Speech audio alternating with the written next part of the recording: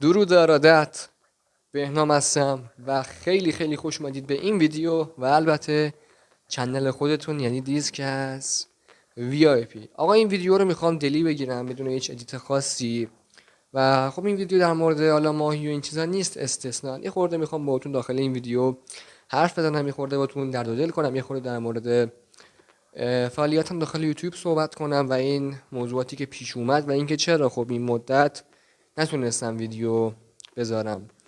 هرچند خب تعداد سابسکرایبر فکر نمی کنم اونقدری باشه که این ویدیو بازدید خوبی بگیره و اونقدر کامنت بخوره، ولی اگر دارید این ویدیو رو میبینید یا این تا اینجاشو شنیدید، اگر با ویدیو هم تا الان تونستم یه نکته حالا بهتون منتقل کنم که براتون کاربردی بوده، خیلی ازتون ممنون شم که اگر این ویدیو رو تا آخر تماشا بکنید.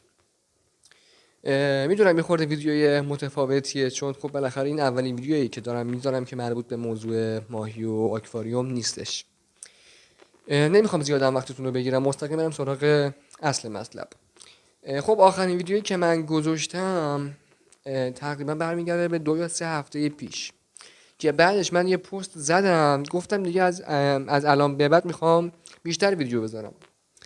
بعدش چه اتفاقی افتاد؟ اتفاقی که الان دیگه کمرنگ شد تقریبا.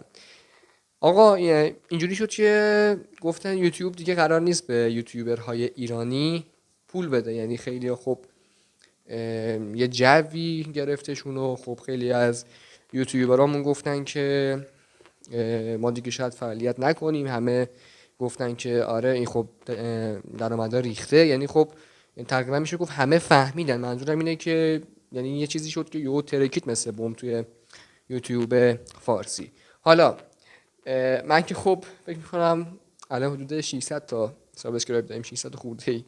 من که عددی نیستم یعنی حقیقتا، ولی خب من قبل آخرین ویدیو که بهتون گفتم بعدش میخوام ویدیو بذارم و نذاشتمم، قبل اون ویدیو هم یه مدت طولانی شد که ویدیو نذاشتم.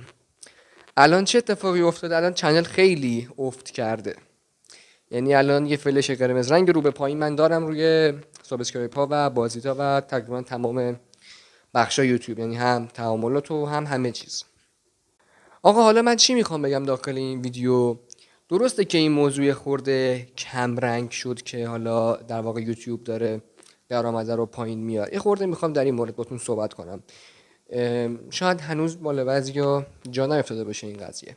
راستی قبل اینکه در این موردم صحبت کنم، خب شب یلدا که تقریبا میشه گفت هفته پیش بود، یعنی دوشنبه هفته پیش، یک شنبه اشتباه گفتم، الان دقیقاً جمعه است و نشد من واقعا شب یلدا رو بهتون تبریک بگم. واقعا نشد، یعنی انقدر این جو زیاد بود، یعنی خیلی ها خدافزی کردن. یعنی اینجوری بگم، هرچند که من با خودم میگفتم یه خورده جو آرومتر بشه بیام توضیح بدم، هرچند که بازم میگم عددی نیستم، ولی بالاخره این ویدیو یه بازدید میگیره، همون برای من ارزشمنده. از همین رو نتونستم یلدا رو بهتون تبریک بگم، عذرخواهی میکنم و دیدی میگم پیشا پیش یلدا مبارک، پسا پس یلداتون مبارک بوده باشه. دیگه میدونم یه خورده تعجب میکنید از این صحبت های من، چون تا الان منو فقط به عنوان حالا یه گوینده میدونستید که در مورد ماهی و این چیزا دارم صحبت میکنم، ولی میگم این ویدیو یه خورده دلیه، یه خورده متفاوته. بالاخره هر یوتیوبری شاید یه همچین ویدیویی داشته باشه دست کم داخل چنلش. اما بریم سراغ اصل مطلب. آقا چی شد که اینجوری شد؟ ببینید، همه اینایی که از الان به بعد میخوام بگم نمیتونم روش 100% مهر تضمین بزنم، صرفا چیزاییه که شنیدم و تجربه کردم و احساس میکنم که درسته.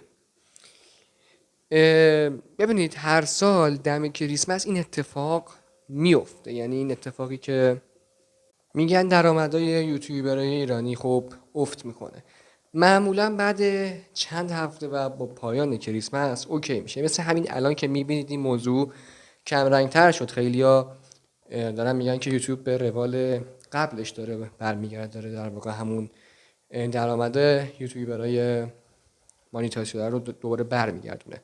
یه مقدار افت ممکنه داشته بوده باشه ولی دوباره داره برمیگردونه. اما امسال حالا به هر دلایلی این اتفاق خیلی در واقع بزرگتر شد، بزرگ نمایی شد، تقریبا میشه گفت خیلی نقش این قضیه و این موضوع خیلی پررنگ شد. من اینو نمیدونم این موضوع تا چه حدی درسته، این چیزی که میخوام بهتون بگم، ولی خب گفتنش خالی از لطف نیست. میگن که یوتیوبرای حالا بزرگ و معروف ایرانی در واقع قصد دارن که یه پلتفرمی به نام کیک، اگر اسمشو درست تلفظ کنم، تبلیغ کنن که بگن بریم اونجا، مثل اینکه چون مالکش ایرانیه. بازم میگم من هیچ کدوم از اینا رو 100% مطمئن نیستم، صرفا شنیدم. اصلا ما با این موضوع کار نداریم. چیزی که مهمه اینه که یوتیوب داره برمیگرده و خیلی ها مثل خود من توی این دوره نتونستیم ویدیو بذاریم، گفتیم ببینیم چی میشه. هرچند که چنل من اصلا هنوز مانیتایز نشده، ولی انقدر این قضیه پررنگ شد که خیلیا خدافزی کردن، خیلیا گفتن بیخیال، خیلیا ناامید شدن.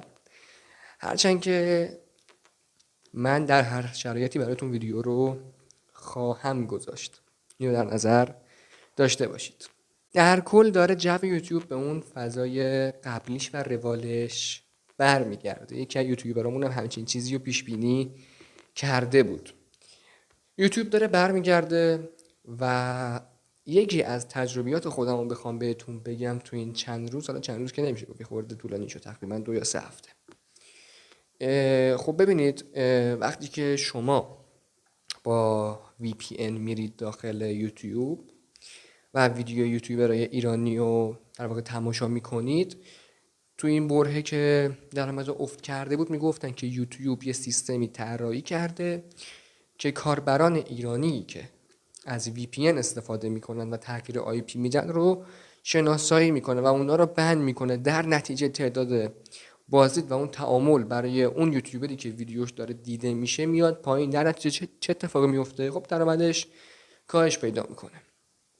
اما تجربه خودم که میخوام بگم اینه، من خودم چند رو پیش رفتم با یه VPN خیلی عادی، اسمشم بذارید بهتون بگم